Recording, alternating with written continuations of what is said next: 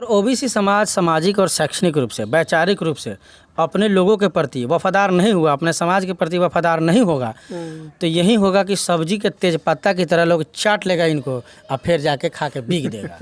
वोटवा ले लेगा, दान ले लेगा, बात ख़त्म हो जाएगा। और फिर ओकरा बाद में वोटे में याद पड़ेंगे, और तो दंगा करे के समय में याद पड़ेगा। एक तरफ हिंदू कहेगा, एक तरफ मुस्लिम कहेगा, और बस उसी समय याद पड़ेगा। और मरेंगे कटेंगे ये लोग, अब मलाई खाने वाला अपना मलाई खा लेगा। अब और वो जो लीडर हैं, चाहे वो किसी भी पार्टी के लीडर हो, ओबीसी की हक अधिकार की बात हर मन से खुलेआम करे। और जो ओबीसी की बात करे तो ये बात नहीं कि खाली ओबीसी की बात करे, क्योंकि आपके हक की लड़ाई शुरू से एससी एसटी और अल्पसंख्यक समाज लड़ा है, उनके लीडरों को भी साथ रखें। भी ओबीसी के लिए एससी एसटी के ही लीडर लड़ रहे हैं। हाँ। कि ओबीसी जो मतलब ओबीसी कैटेगरी के जो भी लोग हैं ये सोए पड़े हुए हैं, और सरकार से लड़ रही है कि ओबीसी को भी मतलब पार्टी में उसको हिस्सेदारी दिया जाए। अब बताइए ना कि ओबीसी के जितने भी लीडर हैं, चाहे ओबीसी के लोग हैं, आज तक अपने ओबीसी लीडरान का नामों नहीं जानते हैं। अब देखिए यूपी में एक से एक ओबीसी लीडर हुए, जैसे में सोनेलाल पटेल जी का नाम है। अपना दल एस, उस पार्टी का नाम है अपना दल एस, मतलब अपना दल सोनेलाल पटेल जी बहुत बड़े ओबीसी के लीडर थे। ललित सिंह यादव बहुत बड़े समाज सुधारक थे। आपको इनको तो भूलिए गया है लोग। ललित सिंह यादव जो जिनके पेरियार के नाम से भी जाना जाता है, इन्होंने सख्त विरोध किया था कि हमें मंदिर मस्जिद की ओर नहीं जाना है, बल्कि हमें संविधान की तरफ रुख करना है, ताकि हम अपने संवैधानिक अधिकार को जाने और हम अपना अधिकार इस देश पे जमा सके। लेकिन ऐसा भी नहीं हो रहा, पेरियार को भी भुला दिया गया है लोग। अब राहुल गांधी जो सीगोफा ओबीसी जातिगत जनगणना करेंगे। भाई तो तुम्हारी सरकार तो 5 साल थी, क्या राजस्थान में काहे नहीं करवा लिया? करवाना चाहिए था उसको, उनको भी करा लेना चाहिए था। तो लोकसभा नज़दीक हो गया था, आपको ओबीसी की गिनती याद है। आपको तो 5 साल था ना भाई, वहाँ करवा लेते। आपको और भी स्टेट में आपकी सरकार थी, वहाँ करवा लेते। छत्तीसगढ़ में सरकार थी, वहीं करवा लेते। तो नहीं करा। जब नीतीश कुमार एक ओबीसी का चेहरा बेचारा जाति ओबीसी की गणना करवाया, तब जाके इनके आंख में। तो फिर इस झांसे को ओबीसी क्यों नहीं समझ रही है कि ये बीजेपी और कांग्रेस की पार्टी दोनों को दोनों हमें ठग रही है? भले पहले नहीं समझती थी ओबीसी, अब समझ रही है। और हम ओबीसी के जितने भी युवा हैं और ओबीसी के जितने भी मतलब लीडर हैं, उनको मैं कहना चाह रहा हूँ कि जो युवा हैं, चाहे किसी भी पार्टी में हो, वो अपने समाज की बात उस पार्टी में रखें। जय भीम, जय भारत। मैं हूं मनीष माहिर और आप देख रहे हैं पब्लिक ऑफ इंडिया ऑफिशियल। इस वक्त चर्चा करने वाले हैं कांग्रेस के नेता राहुल गांधी को लेकर, कि राहुल गांधी आजकल बहुत ओबीसी को लेके अपनी एक्टिविटी दिखा रहे हैं कि ओबीसी ऐसा, ओबीसी वैसा। ओबीसी को नरेंद्र मोदी यानी बीजेपी की पार्टी छोड़ रही है। महिला जो बिल अभी पास किए हैं उसके ऊपर भी टिप्पणी की जा रही है। लेकिन अपने राज्य में ओबीसी के लिए कांग्रेस पार्टी क्या करती थी और क्या की, और उसी कमी को आज खुद दिखा रहे हैं विपक्षी दल बन के, कि बीजेपी आज ओबीसी का मतलब उसको बैकफुट पे क्यों ला के खड़ा कर दी है। आपका इस पे क्या कहना है? देखिए सर, कांग्रेस जो है ना, बड़ी बहुरूपिया है।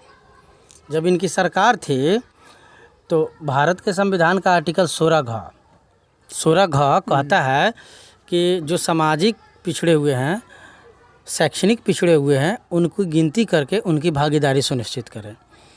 तो जब देश आज़ाद हुआ, उसी समय जब पहला चुनाव हुआ 51-52 में, पंडित नेहरू जब प्रधानमंत्री बने थे, उस समय ही बात हुआ था कि इनका सेशन कर दिया जाए, गिनती कर दिया जाए। तो उसी समय क्या हुआ कि काका कालेकर मिशन का ही गठन कर दिए। काका कालेकर मिशन जब गठन हो गया तो अब उसकी गिनती भी होती है। और जब गिनती करने की बात आती है, लागू करने की बात, तो वहाँ पर होता क्या है कि एक बने प्रधानमंत्री वहाँ चेंज कर दिया जाता है। प्रधानमंत्री भी जो है उच्च कोटि के ब्राह्मण वर्ग के लोगों को बना दिया जाता है, और वो वादा करते हैं कि हमारी सरकार बन जाएगी तो हम मतलब इसको लागू कर देंगे। फिर उसके बाद में काका कालेकर मिशन ठंडे बस्ते में चला जाता है। उसके बाद में देखिए, ये कांग्रेस की सरकार है। कांग्रेस का जो दोहरा चरित्र है उसको सुनते जाइए। वो सिर्फ कहने का काम करते हैं। क्यों? चूँकि उनको ओबीसी का वोट लेना है। चूँकि बीजेपी भी ओबीसी करके ही बहुमत में आई है, तो अब राहुल गांधी ओबीसी ओबीसी इसलिए रट रहे हैं कि अब ओबीसी नहीं रटेंगे तो ओबीसी तो कौन बीजेपी के खाते में चला गया, तो फिर कांग्रेस के खाते में कैसे आएगा। इसलिए जातिगत जनगणना का मुद्दा उठा रहा है। खैर वोट लेने की बात है तो उनका ठीक है, वोट लेने की बात है तो बात भी मुद्दा सही है, उठा रहे हैं तो बहुत अच्छी बात है कि कम से कम। लेकिन जातिगत जनगणना उनके काल में भी, कांग्रेस के काल में यूपीए 1-2 में हुआ है। तो हम कहते वो जो संसद भवन में रखा हुआ है उसको आप पब्लिश काहे नहीं किए? उसको तो पब्लिश करना चाहिए था। लेकिन अपनी सरकार में जातिगत जनगणना करवाते हैं और पब्लिश नहीं करते हैं। और अब बीजेपी के काल में है कि भेड़ बकरी कुत्ता बिल्ली की गिनती हो गया, लेकिन ओबीसी की गिनती कहाँ हो, क्योंकि इनको भी तो ओबीसी का वोटे खाली लेना है। ओबीसी के लोगों को तो बहुत सारा फ़ायदा है, हिंदू धर्म के नाम पे बहुत सारी फ़ायदा मिल रही है, तो ओबीसी के लोग क्यों विरोध करेंगे बीजेपी के, या क्यों कहेंगे कि हमारी भी भागीदारी संविधान में होनी चाहिए? ओबीसी के लोग बुनियादी शिक्षा और तकनीकी ज्ञान के अभाव में इस तरह के लोग इस तरह का हरकत कर रहे हैं। अगर ओबीसी के पास तकनीकी शिक्षा और बुनियादी शिक्षा हो जाए, संवैधानिक शिक्षा ही नहीं है, उसके पास अधिकार क्या है संविधान में यही नहीं पता है उसको। ओबीसी के जितने लीडर भी है ना, वो भी मतलब समझिए कि वो एक ऐसे आदमी के जाके गोद में बैठ जाता है जो मनुवादी है, वो जैसे नचाता है वैसे नाचता है। अब बताइए कि बीएसपी सबसे पहले सामाजिक न्याय की लड़ाई में, माने आधुनिक भारत मतलब स्वतंत्र भारत में अगर पहली बार सामाजिक न्याय की लड़ाई की बात की थी तो वो बीएसपी की थी। उस समय बीएसपी के बहुत बड़े लीडर थे, क्या नाम है उनका, था नाम मान्यवर कांसीराम जी, और उन्होंने सामाजिक न्याय की लड़ाई लड़ी। और तो बहुत ही मतलब यूपी में देख लीजिए या फिर भारत में एक से एक ओबीसी के लोग आईएएस आईपीएस बन जाते हैं। और उसके बाद जब देख लीजिए कि जैसे मायावती बन जाती है और उनका पीए एक बन जाता है मिश्रा जी। और मिश्रा जी जो कहते हैं मायावती वही करती है।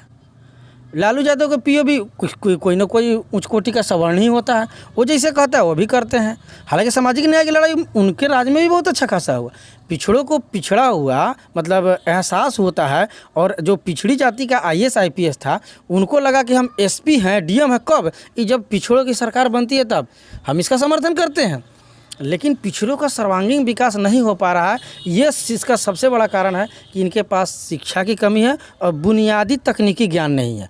अब तकनीकी ज्ञान नहीं है तो नतीजा क्या है कि ओबीसी वर्ग चाहे किसी भी धर्म का हो, चाहे वो मुस्लिम हो या फिर गैर मुस्लिम भाई हो, हिंदू धर्म के मानने वाले लोग, ये दोनों के दोनों झंडा उठाने वाले लोग हैं। दोनों में देख लीजिएगा, ये भी झंडा उठाता है, दरी बिछाता है, पार्टी का झंडा लेके घूमेगा, धर्म का झंडा लेके घूमेगा, धर्म का चादर पहनेगा, धर्म का टीका लगाएगा, हर चीज़ करेगा। लेकिन अपने अधिकार की बात आती है तो बस जहाँ रहेगा वहीं चुप हो जाएगा। और देख लीजिए कि आज भी अगर ओबीसी की बात ओबीसी का नेता नहीं उठा रहा है, लेकिन कांग्रेस का लीडर उठा रहा है राहुल गांधी, जो कि नकली बात है। ये बात सिर्फ कर रहा है, करेगा कुछ नहीं।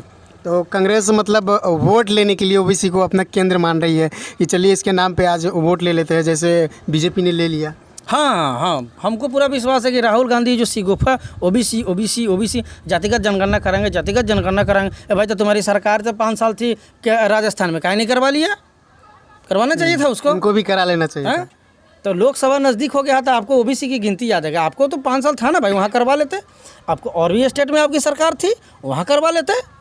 छत्तीसगढ़ में सरकार थी, वहीं करवा लेते, तो नहीं करा। जब नीतीश कुमार एक ओबीसी का चेहरा बेचारा जाति ओबीसी की गणना करवाया, तब जाके इनके आंख में। तो फिर इस झांसे को ओबीसी क्यों नहीं समझ रही है कि ये बीजेपी और कांग्रेस की पार्टी दोनों को दोनों हमें ठग रही है? भले पहले नहीं समझती थी ओबीसी, अब समझ रही है। और हम ओबीसी के जितने भी युवा हैं और ओबीसी के जितने भी मतलब लीडर हैं, उनको मैं कहना चाह रहा हूँ कि जो युवा है चाहे किसी भी पार्टी में हो, वो अपने समाज की बात उस पार्टी में रखें। और वो जो लीडर हैं चाहे वो किसी भी पार्टी के लीडर हो, ओबीसी की हक अधिकार की बात हर मन से खुलेआम करे। और जो ओबीसी की बात करे तो ये बात नहीं कि खाली ओबीसी की बात करे, क्योंकि आपके हक की लड़ाई शुरू से एससी एसटी और अल्पसंख्यक समाज लड़ा है, उनके लीडरों को भी साथ रखें। भी ओबीसी के लिए एससी एसटी के ही लीडर लड़ रहे हैं। हाँ। कि ओबीसी जो मतलब ओबीसी कैटेगरी के जो भी लोग हैं ये सोए पड़े हुए हैं और सरकार से लड़ रही है कि ओबीसी को भी मतलब पार्टी में उसको हिस्सेदारी दिया जाए। अब बताइए ना कि ओबीसी के जितने भी लीडर हैं चाहे ओबीसी के लोग हैं, आज तक अपने ओबीसी लीडरान का नामों नहीं जानते हैं। अब देखिए यूपी में एक से एक ओबीसी लीडर हुए, जैसे में सोनेलाल पटेल जी का नाम है। अपना दल एस, उस पार्टी का नाम है अपना दल एस, मतलब अपना दल सोनेलाल पटेल जी बहुत बड़े ओबीसी के लीडर थे। ललित सिंह यादव बहुत बड़े समाज सुधारक थे। आपको इनको तो भूलिए गया है लोग। ललित सिंह यादव जो जिनके पेरियार के नाम से भी जाना जाता है, इन्होंने सख्त विरोध किया था कि हमें मंदिर मस्जिद की ओर नहीं जाना है, बल्कि हमें संविधान की तरफ रुख करना है, ताकि हम अपने संवैधानिक अधिकार को जाने और हम अपना अधिकार इस देश पे जमा सके। लेकिन ऐसा भी नहीं हो रहा, पेरियार को भी भुला दिया गया है लोग। अब बताइए ना कि अभी मैं नाम ले रहा था रामस्वरूप वर्मा जी, जो कुर्मी जाति से आते और एक नंबर अर्जक संघ के मतलब संस्थापक हैं वो, और ओबीसी समाज को जागरूक करने के लिए जितना काम किए, वो विधायक भी बने थे और ओबीसी समाज के लिए जितना काम किए, कौन ओबीसी जानता है उनको? बिहार में आइए, जगदेव प्रसाद कुशवाहा, उनको कौन जानता है? कोई नहीं, लगभग उनका स्वजातीय लोग भी नहीं जान पाता है, 20% भी नहीं। हाँ, उसके बाद देख लीजिए कर्पूरी ठाकुर जी, बेचारा मुख्यमंत्री तक बना लेकिन एगो घर नहीं। और ये किन के लिए लड़ा? अगर बिहार में सबसे पहले आरक्षण की बात करने वाला कोई लोग है बिहार में, यानी बिहार राज्य की स्थापना की बात कर रहा हूँ आज़ाद भारत में, तो आरक्षण की बात करने वाला और आरक्षण को देने वाला भी यही है, कर्पूरी ठाकुर जी। आज उनको भुला दिया गया क्योंकि अपने लीडर को ये लोग पढ़ ही नहीं रहे, इसलिए इनकी स्थिति दयनीय होती जा रही है। हमको लग रहा है कि अब कांग्रेस भी जीतेगी तो ओबीसी को सिर्फ मतलब यूज करके यूज एंड थ्रो वाला इस पे विधि लागू हो जाएगा। अगर ओबीसी समाज सामाजिक और शैक्षणिक रूप से, वैचारिक रूप से अपने लोगों के प्रति वफादार नहीं हुआ, अपने समाज के प्रति वफादार नहीं होगा, तो यही होगा कि सब्जी के तेज पत्ता की तरह लोग चाट लेगा इनको और फिर जाके खा के बिक देगा। वोटवा ले लेगा, दान ले लेगा, बात खत्म हो जाएगा। और फिर ओकरा बाद में वोटे में याद पड़ेंगे, आना तो दंगा करे के समय में याद पड़ेगा। एक तरफ हिंदू कहेगा, एक तरफ मुस्लिम कहेगा, और बस उसी समय याद पड़ेगा। और मरेंगे कटेंगे ये लोग, अब मलाई खाने वाला अपना मलाई खा लेगा। अब मैं एक बीजेपी के नेता का बात कर रहा था, वो बार बार हिंदुत्व की बात कर रहा था। और जब उनसे एक आदमी पूछ दिया कि आपका बच्चा कहाँ पढ़ता है, तो इंग्लिश मीडियम स्कूल में पढ़ता है। तो आप अपने बच्चा को मतलब इंग्लिश मीडियम में पढ़ा रहे हैं और दूसरा का बच्चा को हिंदी की बात कर रहे हैं, तो अपने बच्चों को पढ़ाइए सरकारी स्कूल में। यहाँ तो जो मास्टर सरकारी स्कूल का टीचर है वो अपने बच्चे का सरकारी स्कूल में नहीं पढ़ा रहा है। कोई नहीं, कोई ऐसा टीचर नहीं है जो सरकारी स्कूल में पढ़ाता है अपने बच्चों को सरकारी स्कूल में पढ़ाएगा। उसके अंदर भी काबिलियत ही नहीं है कि अपने बच्चों को खुद से पढ़ा के उसको काबिल बना ले। अपने चाहिए सरकारी नौकरी या सरकारी टीचर बनेगा, अपना बाल बच्चा का पढ़ाएगा प्राइवेट स्कूल में, ये कोई बात हुआ? हम तो कहते हैं कलेक्टर का बेटा भी सरकारी स्कूल में पढ़ेगा तब कलेक्टर साहब को बुझाएगा, विधायक का बेटा सरकारी स्कूल में पढ़ेगा तब विधायक जी को बुझाएगा। तो विधायक जी का बेटा तो पढ़ता है इंग्लिश मीडियम में, बड़का कौन संस्था है उस सब में पढ़ाता है। तब सरकारी स्कूल में बताइए, तो एगो सरकारी स्कूल में कम से कम 12 13 टीचर की ज़रूरत है, वहाँ 4 5 6 टीचर से काम चलता है। अब पता लगता है एगो टीचर मध्याह्न भोजन बना रहा है और एगो टीचर ऑफिस के चक्कर काट रहा है, 2 गोड़ा जनगणने में है, तो 2 गोड़ा से स्कूल चलेगा? इस तरह का सिस्टम थोड़ा होना चाहिए। हम अपने खास करके ओबीसी वर्ग, SC ST वर्ग, चाहे अल्पसंख्यक समाज का लोग है, अपना नेता चुने नूँ तो सबसे ज़्यादा शिक्षा, स्वास्थ्य, रोजगार की बात करें। स्कूल में टीचर नहीं है, इस बात पर चर्चा करें कि हमारे क्षेत्र में स्कूल है उसमें टीचर नहीं है। आपके प्रखंड स्तर के सरकारी स्कूल में दवा नहीं मिलता, ऑपरेशन नहीं होता है, मतलब बहुत सारी ऐसी सुविधाएं होनी चाहिए जो मिल नहीं पाता। आप दवा खरीदने जाइएगा तो प्राइवेट मेडिकल स्टोर में भेजता है कि जाइए वहाँ से आप दवा खरीद के लाइए। ये बात तो बहुत बढ़िया बात कहे हैं कि हम माने अगर देखा सरकार इसकी बात तो कर ही नहीं रही है। सरकार जो है कि स्वास्थ्य के मामले में ग्रामीण स्तर तक कॉन्टैक्ट बनाने के लिए प्राथमिक स्वास्थ्य केंद्र और उप स्वास्थ्य केंद्र तक का गठन की है। अब जाके देख लीजिए उप स्वास्थ्य केंद्र में डॉक्टर तक नहीं आता है। आपको सर्दी का दवा लेना होगा तो प्राइवेट मेडिकल स्टोर पे जाना पड़ेगा। हाँ, आपको अगर उप स्वास्थ्य केंद्र में जाइएगा तो डॉक्टर साहब नहीं मिलेंगे। अगर स्वास्थ्य केंद्र में जाइएगा मरीज लेकर के, तो वहाँ पता चलेगा कहती कि तुरंत कागजों पे लिख देगा कि रेफर जाइए मोतिहारी चले जाइए, सदर अस्पताल में दिखा लीजिएगा। मोतिहारी जाइएगा तो कभी कभी ऐसा होगा कि PMCH मार दे, ए भाई तू लोग काहे ला बैठा है, तुझे प्राइवेट में इलाज करता है तो बड़ा ढंग से इलाज कर देता है। और तू लोग जो मतलब यहाँ बैठे हो जो 60 हज़ार 70 1 लाख रुपये मोटा रकम उठा रहे हैं तनख्वाह, और काम करने पर कुछ नहीं। सर्दी बुखार पे भी रेफर कि चले जाइए मोतिहारी चेक कराइए, ये कोई बात हो गया तो रेफर मोतिहारी चले जाइए। पता लगा अल्ट्रासाउंड मशीन खराब है तो जांच के है ही नहीं। बहुत सारे आप हॉस्पिटल में जाइए, देखिए वहाँ पे अल्ट्रासाउंड करने के लिए है ही नहीं, जहाँ पे 500 से 1000 रुपया लगता है। सीधे लोग बोल देता है कि जाइए प्राइवेट मेडिकल स्टोर में या प्राइवेट जांच घर में आप चेकअप करा के लाइए तो हम इसको देखेंगे। अगर नॉर्मल डिलीवरी औरतों का नहीं हो पाता है तो उसको ऑपरेशन करने के लिए लाख या 50,000 रुपया से 50,000 से लाख रुपये तक लग जाता है। तो उसको रेफर करता है डायरेक्ट लोग कि आप प्राइवेट मतलब डॉक्टर के पास ही चले जाइए। एकदम सही बात बोल रहे हैं। इसीलिए तो हम कह रहे हैं कि ओबीसी वर्ग के लोग, देखिए सरकारी अस्पताल में कौन जाता है? एससी एसटी ओबीसी के लोग जाता है। सरकारी जो स्कूल गरीब में है, कमजोर है, वही ना जाएगा। सरकारी स्कूल में कौन पढ़ता है? एससी एसटी ओबीसी के लोग पढ़ता है। तो हम कहते हैं कि वोट हम ही देते हैं, सारा नुकसान हम ही सहें। आज भारत में वोट हमारा, राज किसी और का। अगर मान लिए कि अगर 1931 के जनगणना के हिसाब से अगर हम चले तो 52% ओबीसी है। उसको भी आधार मान लेते हैं, उसको आधार मान लेते हैं कि आज आधुनिक भारत में भी 52% ओबीसी है। तो 52% ओबीसी वोट दे रहा है, फिर 15% शेड्यूल कास्ट वोट दे रहा है, 14 कुछ % अल्पसंख्यक वोट दे रहा है। और सबसे ज़्यादा नुकसान यही हो रहा है। सरकारी स्कूल में यही जा रहा है, और उसके बाद में सरकारी स्वास्थ्य केंद्र में यही जा रहा है।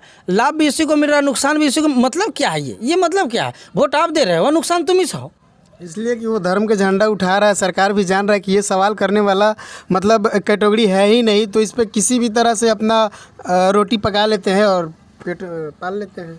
वो ना ये लोग, इनके समाज का नेता भी है ना, कहा जाने बिकाहुए है का दो। जब समय पड़ेगा तो ये लोग मुँह बंद कर लेता है, कोई सवाल नहीं कर पाता है। इनके ओबीसी वर्ग बुद्धिजीवी वर्ग लोग हैं, ये भी छुप कर बैठे रहते हैं, आइसोलेशन में बैठे रहते हैं। अरे भाई आप आइए, हक हुकूक की बात कीजिए, सरकार के से लड़िए और अपने लिए योजनाएं बनाइए। और चूँकि आपके पास एक ही समस्या थोड़े है, हर दिन समस्याएं बदल भी तो रही है। आखिर समस्या नहीं बदलता फिर कानून कैसे बदल जा रहा है? संशोधन हो रहा है कि नहीं हो रहा है? बिल्कुल हो रही है। तो हमारी समस्याएं भी बदलते जा रही है। हम धीरे धीरे डेवलप कर रहे हैं, तकनीकी रूप से डेवलप कर रहे हैं, वैज्ञानिक रूप से डेवलप कर रहे हैं। तो हमारी आवश्यकताएं भी बढ़ती जा रही है। हमको इस तरह से कर, सबसे बड़ी चीज़ है कि ओबीसी की गणना बहुत ज़रूरी है। हम इसको कहेंगे, पहले जैसे भेड़ बकरी कुत्ता बिलाई का गिनती हो गया है, ओबीसी की गिनती हो, मतलब जातिगत जनगणना हो, उसमें ओबीसी एससी एसटी जनरल सबकी गिनती हो, और जिसकी संख्या माने होता है कि जिसकी जितनी संख्या भारी उसकी उतनी भागीदारी सुनिश्चित करे। और हाई कोर्ट हो, सुप्रीम कोर्ट हो, चाहे प्रधानमंत्री का पीए हो, आईएएस हो, आईपीएस हो, कार्यपालिका न्यायपालिका जो भी आता है, इस सब में ओबीसी की भागीदारी हो, तभी जाकर सामाजिक न्याय की लड़ाई जीता जा सकता है। अगर ये सब नहीं होगा, सामाजिक न्याय की लड़ाई कभी नहीं जीत सकते हैं। क्योंकि एक तरफ ऐसे लोग बैठे रहते हैं कि जहाँ जैसे जाइएगा तो कुर्सी पर बैठले बैठले आपको भगा देगा, ताकते रह जाइए कि हमको न्याय मिलेगा। हम जाएंगे, हार मान के चलेंगे। हमारे लीडर लोग भी हमें समझा देता है। तो ज़रूरी है कि जातिगत जनगणना हो। खैर कांग्रेस के लोग भी जो जातिगत जनगणना की बात कर रहे हैं तो उठा रहे हैं, तो ठीक है उठाए, लेकिन अपने राज्य में भी तो 55 साल सरकार चला है, लोगों को करना चाहिए गिनती ना। क्या लगता है अगर ओबीसी 2024 के चुनाव के पहले समझदार हो जाती है तो क्या कांग्रेस और बीजेपी को वोट देगी या फिर नया चेहरा चुन के लाएगी? वो कांग्रेस को दो चाहे बीजेपी को दो, हम नहीं बोलेंगे कि वो कांग्रेस को ही दे या बीजेपी को दे। वो किसी भी लीडर प्राथमिक स्तर पर उसी लीडर को चुने जो कि जाके उसके हक हुकूक की बात करे, जो हक और अधिकार का बात करता हो, चाहे वो किसी भी पार्टी से हो, उसी को हम सपोर्ट करें। ओबीसी के लोग एकदम अपने हक हकूक़ के लिए लड़े, एससी एसटी के लोग अपने हक हकूक़ के लिए लड़े, और हम कहते हैं सब मिलकर हक हकूक़ के सामाजिक न्याय के लिए लड़े, क्योंकि सब बराबर है। ओबीसी चाहे एससी एसटी भारत के मूल भारतीय समाज के लोग हैं, और इनकी समस्याएं समान रूप से एक जैसी है, नहीं समझे? इनकी समस्याएं लगभग समान रूप से, क्योंकि मान लिए कि एक आदमी तैका सा छूत है, एक आदमी ज़्यादा छूत है, तो छूत तो है ना भाई। जैसे मान लीजिए कि हमें 5 आदमी खड़ा है, एक आदमी आता है, एगोड़ा के 1 चाटी मार देता है, फिर एगोड़ा के 2 चाटी मार देता है, एगोड़ा के 3 चाटी मार देता है, एगोड़ा के 4 चाटी मार देता है। अरे भाई, तो पिटैया तो सबको पड़ा ना। अब उसमें कहेंगे कि हमरा 1 चाटी पड़ रखा, खुश हो गई। एगोड़ा कहेगा कि ओकरा बहुत ज़्यादा पड़ हुआ, वो दुख हो जाएगा। अरे तो चटिया तो सबको पड़ा है ना, तो दुख लगभग एक जैसा है। इसीलिए सबको एकजुट हो और अपनी गिनती करवाएं, अपनी भागीदारी सुनिश्चित कराएं, और सरकारी योजनाओं का पूरा लाभ लें, और हर क्षेत्र में अपनी उपस्थिति दर्ज कराएं। आपको क्या लगता है अगर बीजेपी कांग्रेस को बाइकआउट कर दिया जाए तो मायावती एक चेहरा, बहुत पवित्र और सुरक्षित चेहरा है प्रधानमंत्री के लिए? मायावती प्रधानमंत्री की चेहरा, हाँ अच्छी चेहरा है, बहुत बढ़िया चेहरा है। हम कहते हैं कि मायावती प्रधानमंत्री का चेहरा बने तो हाँ बहुत अच्छी बात है। उसके बाद खाली मायावती ही क्यों हो, और भी हो, क्योंकि मायावती के पार्टी में भी बहुत सारे चेहरा हैं, उन लोगों को भी आने चाहिए। चाहे आप किसी भी ओबीसी पार्टी, जैसे मान लीजिए कि नीतीश कुमार की पार्टी है, नीतीश कुमार भी प्रधानमंत्री के चेहरा है, उनके पार्टी के लोग भी हैं। तो हम एक ही चेहरा की बात ना करेंगे, लेकिन हम ये जरूर कहेंगे कि ओबीसी चेहरा में से जितना भी जो ओबीसी विचारधारा के लोग होता है, जो संवैधानिक विचारधारा के लोग हैं, वो लोग प्रधानमंत्री बने तो ठीक है, नकली नहीं बने। ना तो जाकर संसद भवन के गेटों चुम ले और ओबीसी का रिप्रेजेंटेशन खा जाए। IWS के आरक्षण को क्या करके 24 घंटा में लागू कर दे। कोई भी खा गए तो अकेला ओबीसी ही खाएगा ना। जैसे प्रधानमंत्री खा रहे हैं ना, नरेंद्र मोदी जी ओबीसी है। अब बताइए ना कि अब ओबीसी को क्या चाहिए, इतना तो जाग गए कि वो प्रधानमंत्री बन गए हैं। अब EWS की गिनती कहिया हुआ था और 10% मिल गया, 10% मिल गया। और OBC कहाँ सोया हुआ है, SC ST कहाँ सोया हुआ है। खैर SC ST को तो माने 15% मिला हुआ है, लेकिन गिनती हो जाएगी तो भाई पता चल जाएगा कि 15 से 16% कहीं तो ना हो गया, तो उनको 16% मिलेगा। अच्छा, आपको नहीं लग रहा है कि ओबीसी का सरकार होते हुए भी ईडब्ल्यूएस का बिना काउंटिंग किए हुए ही उसको 10% दे दिया गया है, तो ओबीसी को कोई और कंट्रोल कर रहा है? हो सकता है ये नकली OBC है नरेंद्र मोदी, नकली OBC है। अगर मान ली कि इनको दूसरा कोई कंट्रोल नहीं करता तो बिना गिनती के देखिए किसी भी चीज़ का होता है तो कमेटी बनती है, वो किसी ने कमेटी जैसे फोन पे कहा कि ये काम हो जाना चाहिए, बस नेता की तरह हो गया। हाँ, हमको लगता है उसी तरह। चूँकि आज तक हम भारत के इतिहास में हम भी मान लीजिए कि थोड़ा सा उम्र रखते हैं, 35 साल के हैं, और हमने देखा है किसी भी चीज़ में सरकार एक कमेटी बनाती है और वो कमेटी उस चीज़ का गणना करती है। तो हम कहते हैं कि EWS के कहिए कमेटी बना था, वो कहिए गणना किया और वो कहिए रिपोर्ट दिया, फिर कैसे कानून अब बन गया।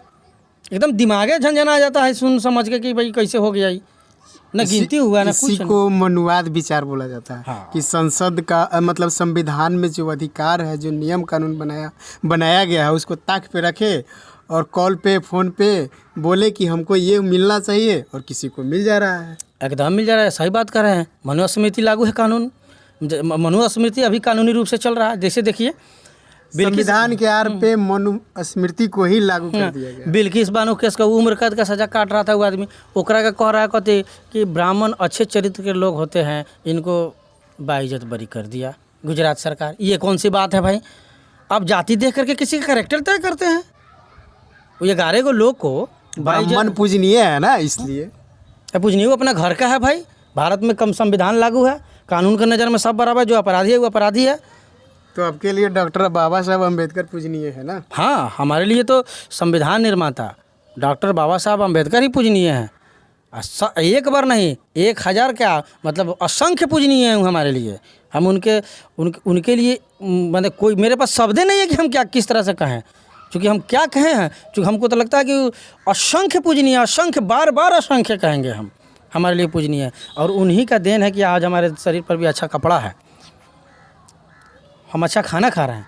हम कहें तो मतलब भारत के लोग SC ST OBC ये सब। नहीं तो आप आज़ादी से पहले क्या थे, वो तो देह पर कपड़ों नहीं होता था।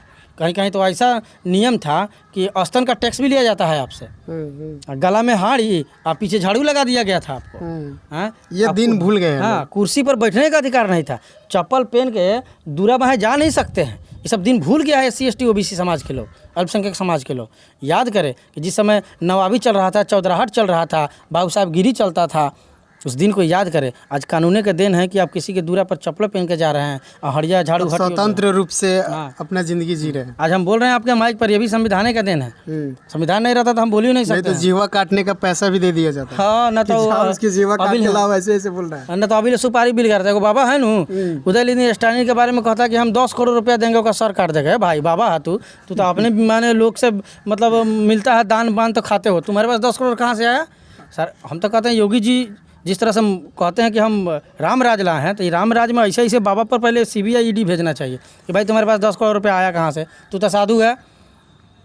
संतों का ये बानी तो हो नहीं सकता है, और नहीं राजनेता का हो सकता है। ये सिर्फ और सिर्फ एक उग्रवादी और आतंकवादी का आवाज़ हो सकता है कि तुम जाओ उसका सर कलम करके लाओ, हम तुमको इतना पैसा देंगे। हाँ, ये ओरिजिनल आतंकवादी फेस जो है दिख रहा है, लेकिन सरकार भी कुछ नहीं कर पा रही है। सही बात है।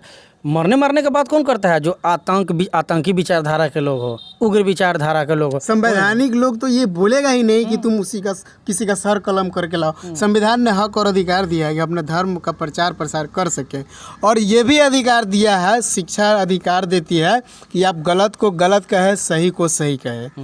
हम जब सही को सही कहेंगे और गलत को गलत नहीं कहेंगे, तो नरेंद्र मोदी जो गलत कर रही है BJP के पार्टी, तो विपक्ष दल क्यों बनती है? अगर गलत प्रकट करने की क्षमता नहीं होती तो विपक्षी दल होता ही नहीं इस तरह से। लोकतंत्र की एक खूबसूरती है। संविधान जो लोकतंत्र की परिभाषा तय करती है कि जनता के द्वारा चुना हुआ प्रतिनिधि जनता पे शासन करेगी।